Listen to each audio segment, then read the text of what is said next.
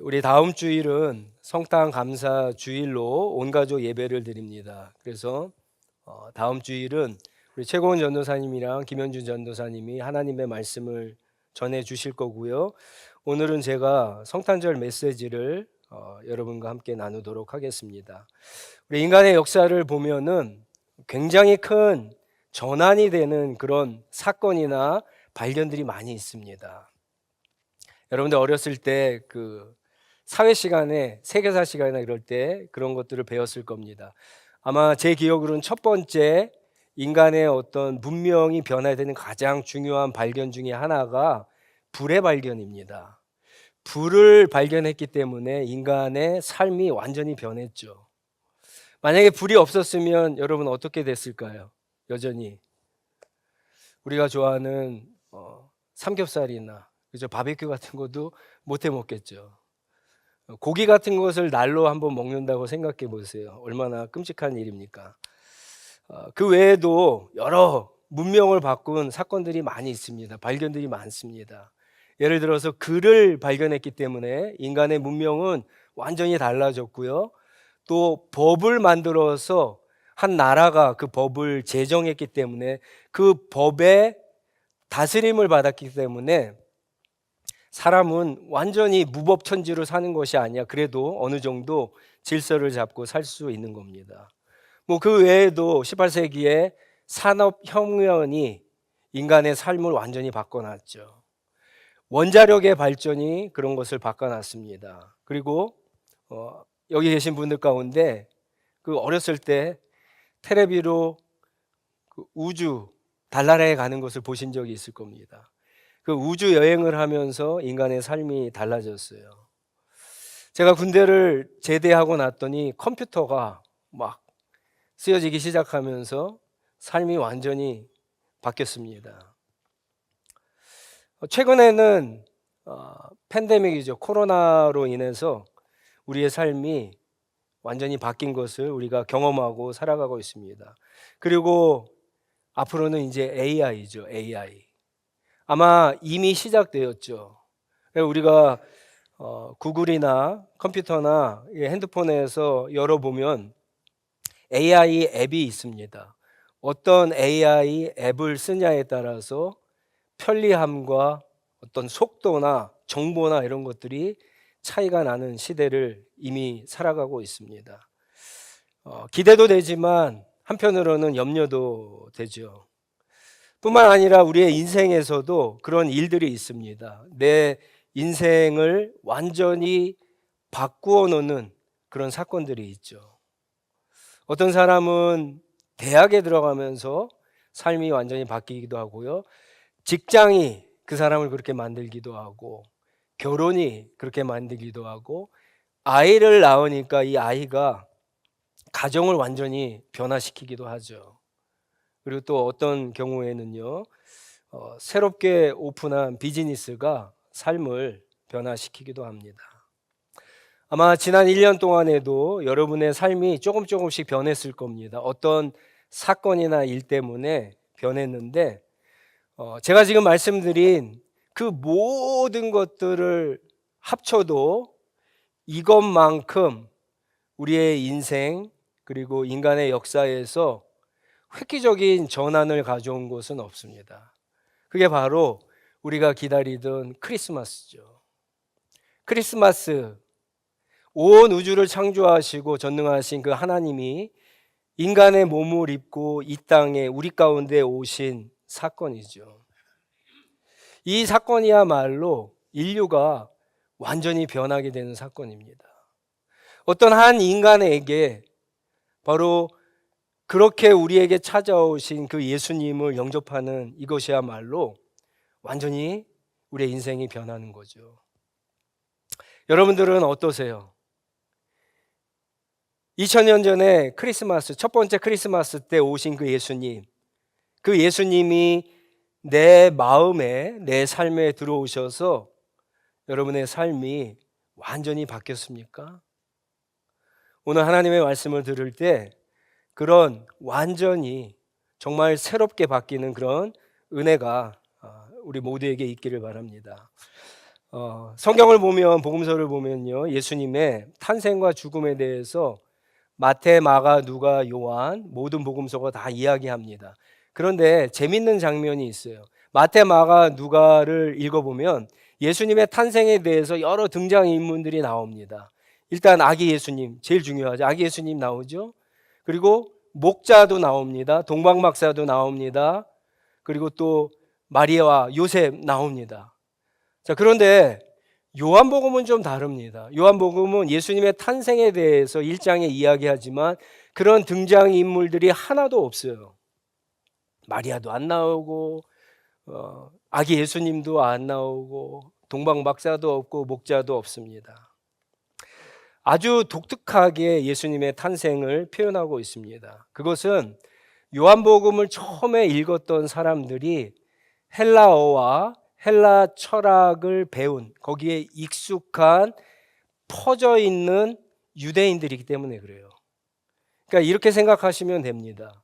한국 사람인데 여기에 사는 거기 때문에, 여기에 살기 때문에, 지금 캐나다에 살기 때문에, 캐나다에 태어나서 살기 때문에 영어가 더 편하고 여기에 문화와 여기에 어떤 세계관 이런 것들이 더 편한 사람들에게 쓰여진다, 이렇게 생각하시면 됩니다. 이 헬라 철학에서는요, 구원이라고 하는 것은 어떤 참된 지식을 얻음으로 구원을 얻을 수 있다, 그렇게 생각을 했습니다. 이 철학 사상을 바탕으로 요한은요, 요한복음 1장에 보시면 바로 그 지식, 로고스가 하나님의 말씀이다, 그렇게 이야기합니다. 태초에 이 로고스, 말씀이 있었고 이 말씀이 하나님과 함께 세상을 창조했고 그들 모든 피조물 가운데 생명을 주셨다, 이렇게 이야기하죠. 그리고 그 말씀이 우리 가운데 오셨는데 그 말씀이 예수 그리스도라고 그렇게 이야기합니다. 되게 독특하게 예수님의 탄생을 표현하고 있죠. 그리고 이 말씀을 오늘 우리가 읽은 본문에 보면은 이제 또 새롭게 또 비유로 표현하는데 마치 어두운 세상에 참 빛이 비친 것과 같다, 이렇게 표현을 합니다. 크리스마스라고 하면은 우리가 예수님이 태어나신 날 이렇게 생각할 수도 있지만 요한복음에 의하면 크리스마스는요, 이 어두운 세상에 참빛이 비친 날이라고 이야기할 수도 있는 거죠. 근데 이 참빛이 과연 무엇이냐라고 하는 겁니다. 참빛 그러면 거짓된 빛도 뭐 있겠죠. 근데 여기서 이 참빛이라고 하는, 이 참이라고 하는 헬라어 말은 틀리고 옳은 거에 그런 참이 아니라 진정한, 진실한의 참입니다. 리얼, 그런 참이에요. 그리고 부분적이지 않고 완전한, 온전한의 참이라고 하는 뜻입니다. 앞에서 설명해 드렸던 역사나 인생의 어떤 큰 전환을 가져왔던 그것들이 다 필요가 없고 가짜라고 하는 게 아니에요. 그런 것은 부분적이다라고 하는 거예요. 부분적인 빛이에요. 그래서 이 부분적인 빛을 따라가다 보면은 참된 인생의 만족과 진정한 목적지에 도달할 수 없다라고 하는 거죠. 여러분들이 어느 처음 가는 어떤 길을 가는데 예전에는 지도를 썼죠. 이 지도 조각 가운데 예를 들어서 한 10분의 1만 가지고 거기에 도착할 수 있겠어요? 찾아갈 수 있겠습니까? 불가능하죠. 마치 그런 것과 같은 거예요. 이런 것들이 필요 없다는 게 아닙니다. 이런 것들은 우리의 삶을 풍요롭게 하고 윤택하게 하고 편안함을 준 것은 사실이지만 딱 거기까지입니다. 참된 만족을 주지 못합니다. 인간이 반드시 가야 할 인생의 마지막 목적지에 도달할 수 있도록 우리를 인도해 주지는 못한다라고 하는 거죠. 참 빛을 믿고 영접해야 됩니다. 요한은 이 참 빛이 이 땅에 와서, 이 세상에 와서 모든 사람들을 비췄다, 그렇게 이야기하고 있죠. 자, 근데 문제는 이 참빛이 이 세상에 와서 비쳤는데 그의 백성들이 알아보지 못하고 영접하지 못했습니다. 참빛이 비쳤는데 사람들이 그것을 알아보지 못하고 영접하지 못했다라고 합니다. 빛이 비친다는 게 과연 뭘까요? 여러분, 빛이 비친다는 게 이 참빛이 예수님인데 이 예수님이 비친다는 게 뭘까요? 예수님이 사람들에게 누구이신가가 드러나는 거죠. 전달되는 겁니다. 쉽게 얘기하면 복음이 사람들에게 들려지는 거예요. 예수가 메시아고, 예수가 구원자고, 예수가 주님이고 하나님의 아들이다라고 하는 것이 사람들에게 비춰졌다, 들려졌다라고 하는 거예요. 그런데 왜 사람들은 그분을 믿지 않고 영접하지 않을까요? 그것은 사람들이 어둠에 있기 때문에 그렇습니다. 여러분, 캠핑을 가서 캠핑을 가면 안 좋은 점 중에 하나가 화장실이 이렇게 떨어져 있지 않습니까? 그래서 밤에 후레쉬를 들고 화장실을 가려고 하면은 좀 무섭죠. 어두컴컴해 갖고. 근데 옆에 숲에서 인기척이 나갖고 후레쉬를 딱 비치면 만약에 동물이 있으면 동물이 여러분 빛을 비쳤을 때 어떻게 하죠? 어둠 속에 있던 그 동물들이 다 도망가죠. 비쳤는데 동물들이 빛이다 그러고 막 이렇게 나한테 쫓아오지는 않아요. 어둠에 빛을 비추면은 그 어둠 속에 있는 동물들은 다 피하거나 도망가게 되어 있습니다. 마치 어둠에 있었던 인간이 다 그렇게 도망가고 피한다라고 하는 거예요. 그것을 보고 참 빛을 보고 예수님을 보고 그것을 믿고 영접하는 게 아니라 다 피한다라고 하는 거예요. 도망가고 거절하고 싫어하고 미워합니다. 이제 이 요한복음 1장은요. 요한복음 전체를 푸는 어떤 핵심 키와 같은 겁니다. 1장을 잘 이해하시면 앞으로 일어날 사건과 이러한 일들에 대해서 충분한 설명을 하고 있는 것을 알게 될 겁니다. 예수님이 오셨을 때 실제로 그랬죠. 예수님이 딱 오셔서 참빛이 딱 비쳤을 때 사람들의 반응이 그렇지 않습니까? 싫어해요. 피합니다. 거절합니다. 불편해해요. 이게 사람들의 모습이죠. 이게 바로 어둠 속에 있는 죄인들의 본성입니다. 예수님이 이 땅에 오셔갖고 처음에 30년 동안 자기 백성들과 함께 계셨어요. 이스라엘 백성도 유대인들은요, 자신들이 하나님의 백성, 하나님의 자녀라고 자기들만 그렇게 하나님의 자녀라고 막 의시되고 자랑하고 다녔어요. 자, 그런데 예수님이 오셨는데 자기 백성이 무려 30년 동안 그 예수님이 하나님으로부터 온 하나님이 보내신 메시아인 것을 알지 못했습니다. 그러면 이 사람들이 예수님에 대한 지식이, 메시아에 대한 지식이 없었을까요? 그렇지 않아요. 구약에 능통했던 유대인들은요, 이스라엘 사람들은 구약 성경을 잘 알았겠죠. 여러분, 구약 성경을 보면은 메시아에 대한, 예수님에 대한 예언이 몇 번 나오는지 아세요? 최소한 130번이 나옵니다. 그러니까 성경을 읽으면 메시아를 보내준다는 이야기가 그렇게 많은 거예요. 구약 성경만 읽어도. 그런데 유대인들은 그런 지식을 갖고도 예수님이 왔는데 어둠에 있었기 때문에 빛으로 나오지 않는 거예요. 오히려 어둠에 있는 이들은요, 예수 그리스도라고 하는 참 빛이 비쳤을 때 피합니다. 도망갑니다. 거절합니다. 불편해합니다. 예수님은 또 그것뿐만이 아니에요. 예수님이 이 땅에 오셔서 정말 유대인들, 랍비들이 할 수 없는 놀라운 하나님의 말씀으로 가르치셨어요. 성경은 예수님이 하나님이 이스라엘에게 주신 율법을 완성한 분이라고 그랬죠. 실제로 그 말씀을 들은 많은 사람들이 와, 이 사람이 도대체 누구이기에 이런 권세 있는 말씀을 할 수 있는가, 그리고 막 많은 사람들이 쫓아다니기도 했습니다. 그뿐만이 아니죠. 예수님은 그 어느 누구도 할 수 없었던, 하나님께로부터 오지 않고는 할 수 없었던 놀라운 능력과 기적을 보여주십니다. 그런데 이 참빛이 비쳤을 때 그것을 피하고 거절하고 불편해하고 싫어했던 이스라엘 사람들의 반응은 어떻습니까? 그 기적을 보고 믿기는커녕 바알세불 귀신의 힘을 빌어서 예수님이 그 기적을 일으켰다, 이렇게 예수님을 모욕했습니다. 영적인 소경이죠. 고린도후서 4장 4절에 보시면 이런 말씀이 있어요.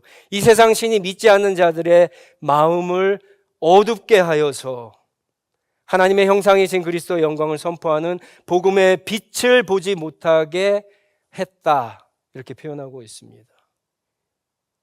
어둠 가운데 있는 우리들에게 참빛이 비쳤지만 이 세상에 있는 신들이, 그 악한 신들이 우리의 마음을 어둡게 해서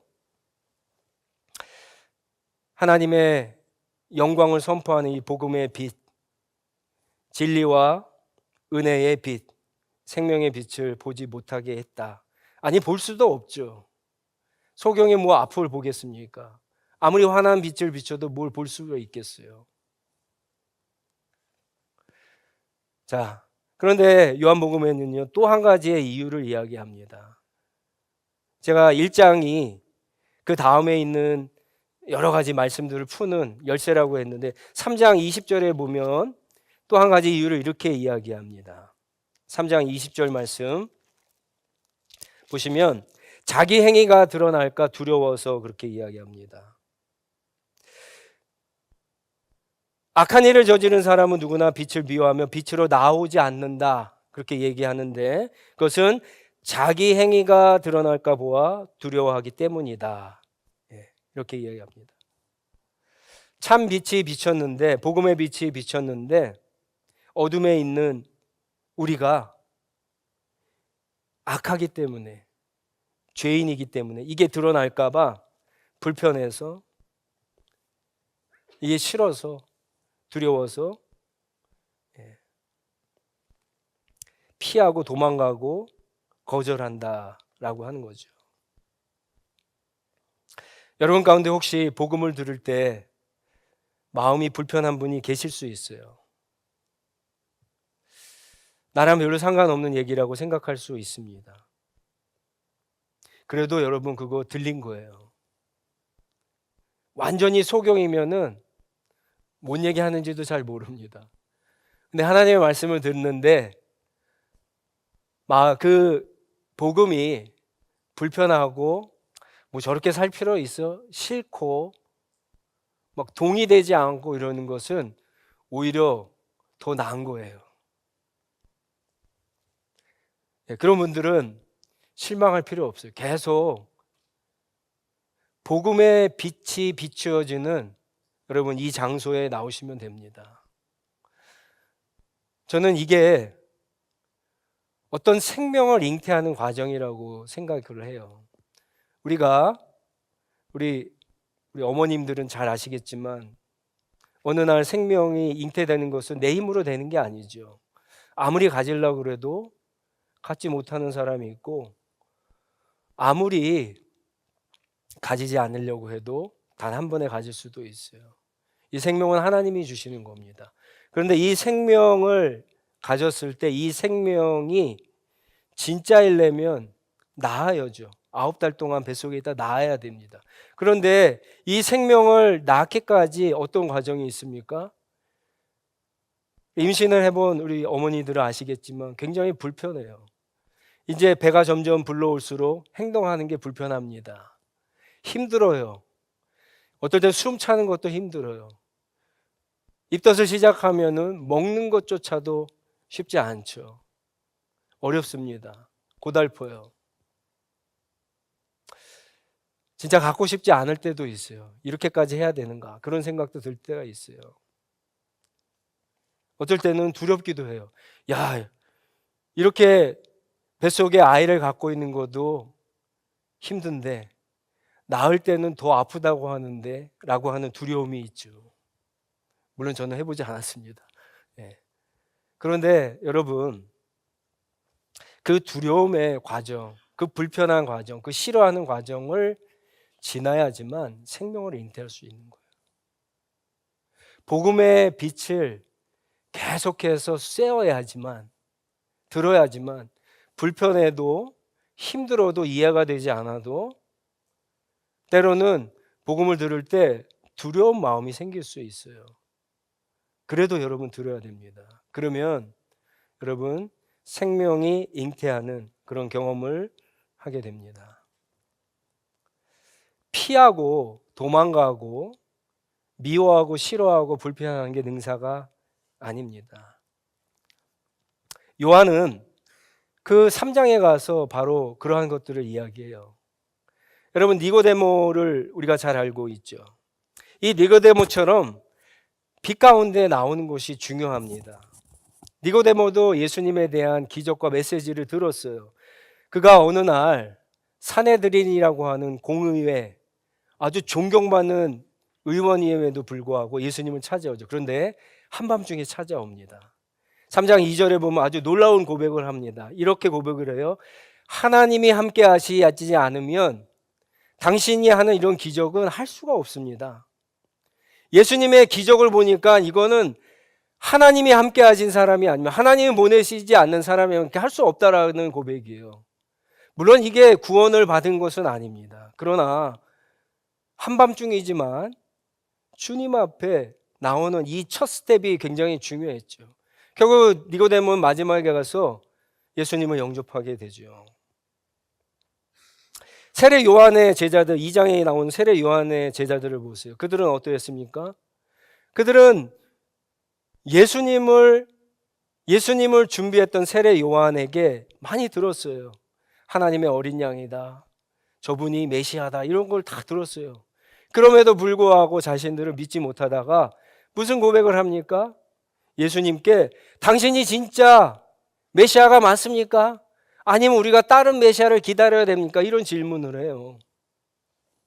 그리고 나중에 어떻게 됩니까? 그 제자들 가운데 어떤 사람이 예수님의 제자가 되죠. 4장에 나오는 사마리아 여인은 더 대단하죠. 어떻게 보면 세례 요한이나 니고데모보다도 더 하나님으로부터 구원으로부터 먼 사람이에요. 이방인이잖아요. 아주 개 같은 취급을 받았던 사마리아 사람입니다. 근데 예수님이 가시죠. 그곳에도, 그 사마리아 지역에도 참 빛이 비쳤습니다. 그랬더니 여인이 예수님과 우물가에서 대화를 하는 가운데 예수님을 믿게 돼요. 그가 너무나 기뻐서 마을로 뛰어와서 내가 메시아를 봤다, 이렇게 선포하는 과정이 나옵니다. 우리가 복음의 빛을 비췄을 때 이 반응, 이 세 가지 반응을 할 수 있어야 됩니다.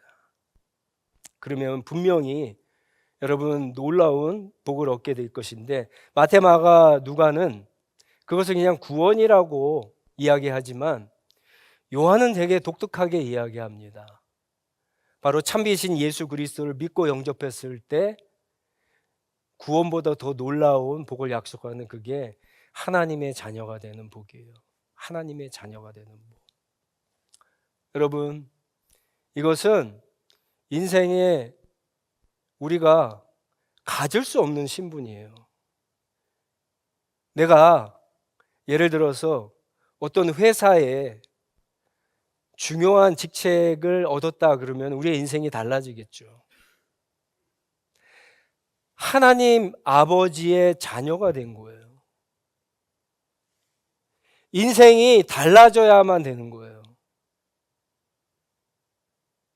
정말 참미신 예수 그리스도를 믿고 영접한 그리스도인이라고 한다면 여러분의 인생은 완전히 바뀌어야 되는 거예요.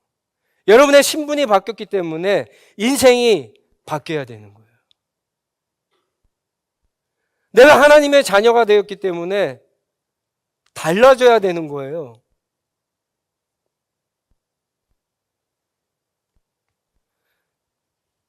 우리가 사실 크리스마스에 받아야 될 복은요, 이 복입니다. 선물 주고받고 맛있는 음식 먹고 파티하고 이런 게 크리스마스가 아니라 2000년 전에 하나님이신 그분이 인간의 몸을 입고 우리 땅에 와서 참 빛을 비춰주실 때 그것을 믿고 영접한 사람들에게 주신 하나님의 자녀라고 하는 이 복을 저와 여러분들이 오늘 누리실 수 있기를 주님의 이름으로 축원합니다. 여러분, 하나님의 자녀가 되면 어떤 복들이 있을까요? 하나님의 자녀가 되면 일단은 로마서 8장에 있는 말씀처럼 이 세상 어떤 피조물도 사탄도 하나님의 사랑에서 우리를 끊을 수 없다라고 약속하고 있어요. 여러분 믿으세요? 믿으세요? 아멘이죠. 하나님이 영원하신 분이기 때문에 하나님의 자녀가 된 우리를 영원한 생명으로 인도하실까요? 안 하실까요? 인도하세요. 인도하세요.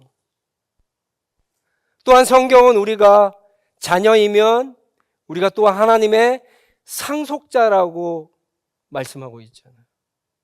하나님의 그 신령한 모든 것들을 우리가 받고 누릴 수 있다라고 하는 뜻이죠. 이게 좀 멀게 느껴지세요? 그럼 더 구체적인 걸 얘기할까요? 우리는 하나님을 아빠라고 부를 수 있어요. 이건 자녀만 부를 수 있는 거예요. 아무리 친해도 아빠라고 못 불러요. 여러분 친한 사람한테 아빠 그래 보세요. 얘가 미쳤나 그러죠. 좀 한 대 맞을지도 몰라요.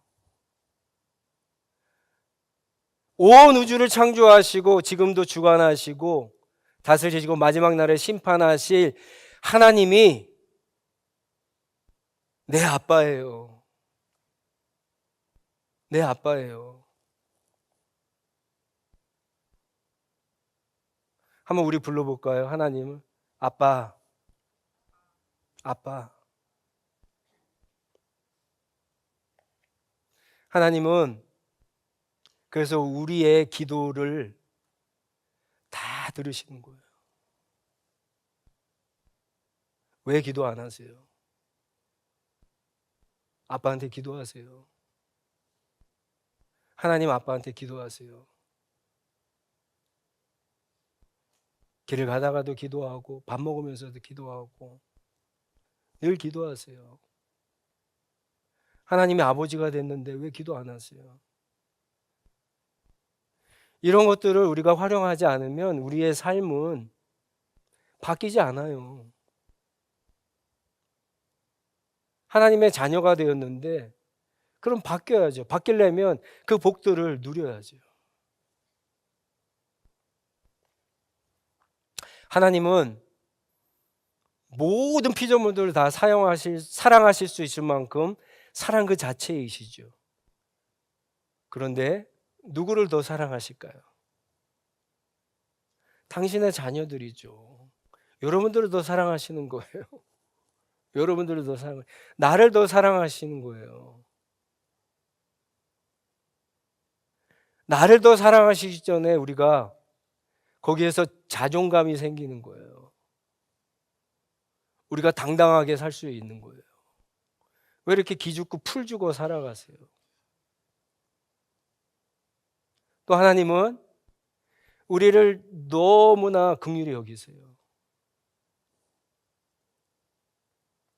하나님은 우리가 뭘 잘하고 잘못한 거에 따라서 복을 주고 은혜를 주고 주지 않고 이런 분이 아니세요. 자녀이기 때문에 주시는 거예요. 내 믿음 때문에 주는 게 아니에요. 믿음은 구할 수 있는 거지만 믿음의 어떤 그런 거를 가지고 복을 주시고 안 주시고 그런 게 아니에요. 착각하면 안 됩니다. 그 어떤 것들도 자녀보다 우선된 건 없어요. 여러분의 자녀가 실력이 없고 형편없고 좀 모자라고 좀 성격도 별로 좋지 않고 아직 인격적으로 갖춰지지 않아도 자녀이니까 품어주는 거 아닙니까? 자녀이니까 떡 하나 더 주는 거 아니에요? 자녀이니까 아픈 손가락이 더 아픈 거 아니에요? 자녀라서 그런 테니까요. 우리 하나님 앞에 그런 기도 많이 하세요. 전 진짜 많이 해요, 그런 기도. 하나님 나 불쌍히 여겨주세요. 나 긍휼히 여겨주세요. 이 기도가 여러분 되게 좋은 기도입니다. 좋은 기도예요. 잘 생각해 보세요. 여러분이 하나님 앞에 기도할 때 여러분이 믿음이 좋아서 여러분의 삶이 하나님 앞에 완전하기 때문에 기도할 때가 많을까요? 아니면 늘 부족하기 때문에 하나님 앞에 엎드릴 때가 많을까요? 엎드릴 때가 더 많아요. 사실은 우리의 믿음이 좋고 완전하기 때문에 기도할 때는요, 오히려 교만한 기도가 될 수 있어요. 우리의 믿음이 모자르니까, 우리가 좀 실수하니까, 우리가 연약하니까, 영적으로 좀 다운되어 있으니까 여러분 하나님 앞에 불쌍히 여겨달라고, 긍휼히 여겨달라고 기도할 수 있는 거예요. 여러분 이게 자녀된 우리가 이 땅에서 누려야 되는 복입니다.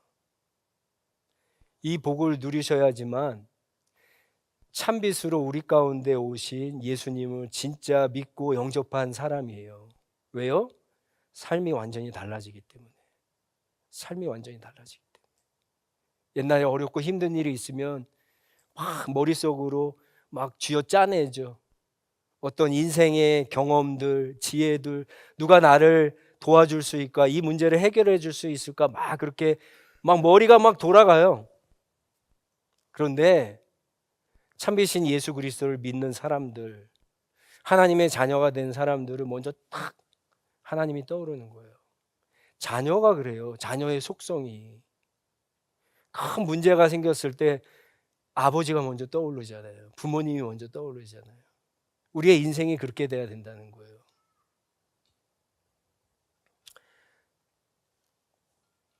여러분, 이번 크리스마스에는요, 아니 오늘 첫 번째 성탄전에 참빛으로 오셔서 우리에게 이 하나님의 자녀가 되는 이 권세를 주신 이 복을 저와 여러분들이 다 받으시고 앞으로 그것을 누리시면서 완전히 변화된 삶, 정말 하나님이 기뻐하시는 삶, 하나님의 자녀다운 그러한 삶을 사시는 저와 여러분들이 다 되시기 바랍니다. 우리 다 같이 일어나셔서 한번 같이 기도하겠는데요.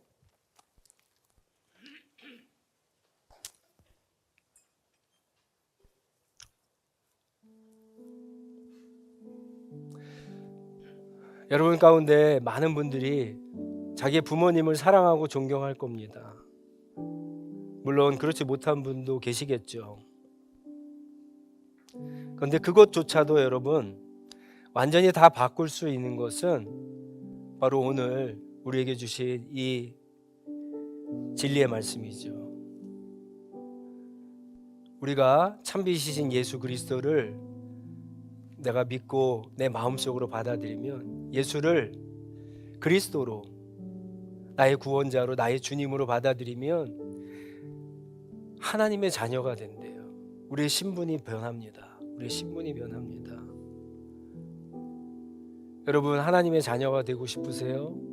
아니면 하나님과 계속해서 원수로 살고 싶으세요? 자녀가 되는 일은 별로 어렵지 않습니다. 돈으로 살 수 없지만 사실 돈이 드는 일도 아닙니다. 그냥 참빛이신 예수 그리스도를 믿고 영접하면 됩니다. 그런데 이 자녀가 되는 일은요, 어두운 가운데 일어나는 일이 아니에요. 빛으로 나와야 되는 겁니다. 공적으로 일어나는 일입니다. 그 교회는요, 정말 어떤 사람이 참이신 예수 그리스도를 믿고 영접했을 때 회중 앞에서 세례를 베푸는 거예요.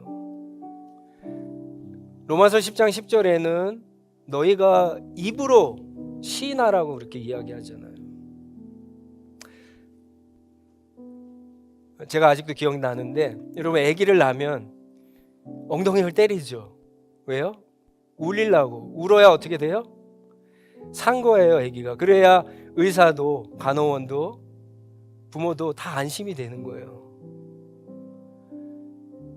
저는 많은 사람들 앞에서 이렇게 예수 그리스도를 나의 주님으로 구원자로 고백하는 게 마치 아기가 태어났을 때 첫 울음소리와 같다고 생각을 해요.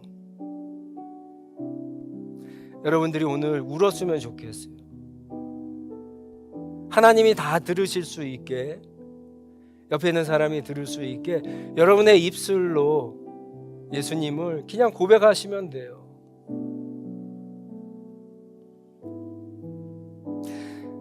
하나님은 예수님을 나에게 보내주셨는데 그분이 구원자이고 주님인 것을 내가 믿습니다. 나를 용서해 주시고 받아주시고 하나님 나를 자녀 삼아 주세요. 이렇게 기도하시면 돼요. 이제부터 하나님, 내가 아무리 생각해도 내 인생이 별 볼 일 없는데 그냥 이대로 반복되어 살다가 끝나는 인생인데 주님 그렇게 살고 싶지 않습니다. 정말 하나님이 살아계시고 성경이 진리라고 한다면 내가 정말 이것을 믿고 싶습니다. 주님, 내가 내 마음의 문을 열립니다. 참비신 예수 그리스도께서 나를 비춰주세요. 내 마음에 들어와서 나와 함께 해주세요. 나를 하나님의 자녀로 삼아주세요. 이제는 고단한 인생길 그 어느 누구보다도 늘 변함없이 완전하시고 우리를 너무나 잘하시고 우리를 먼저 사랑하시고 영원히 사랑하시는 그 하나님과 동행하는 그러한 삶을 살게 해달라고 한번 같이 기도함으로 말미암아 하나님의 자녀가 되는 이 복을 오늘 우리 가운데 다 누리게 해달라고 한번 같이 기도하도록 하겠습니다. 기도하겠습니다.